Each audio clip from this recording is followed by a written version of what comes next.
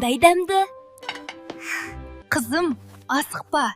Әр қалдықтың өз жәшігі бар ғой. Неге, анашым?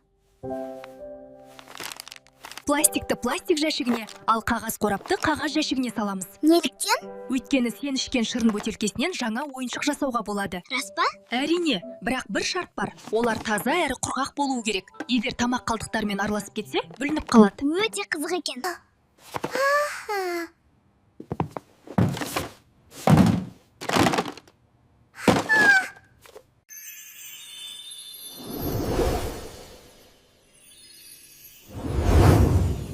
Бұл қоқыс полигонындағы заттардың барлығын адамдар тастаған.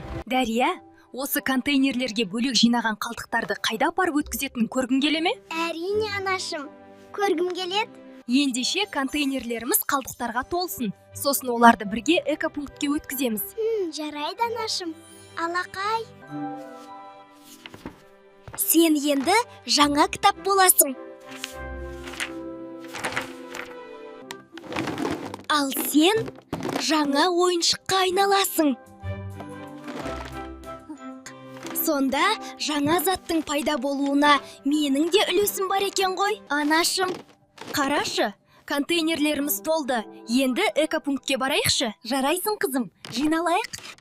Сіздер қаншама су мен электр энергиясын үнемдеуге үлес қостыңыздар. Оған қоса, бірнеше тал ағаштың кесілуінен сақтадыңыздар.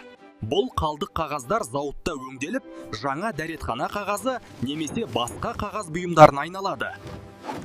Сонда мына ағаштар кесілмей ме? Иә, Олар өсе береді, бізге таза ауа сыйлайды. бұл ағаштың кесудің орнына сен жинаған таза қалдықты қолданатын боламыз. Жарайсың, қызым. Сен табиғатқа қамқор болдың. Бұлың өте үлкен іс. Біз бүгін үлкен іс жасадық.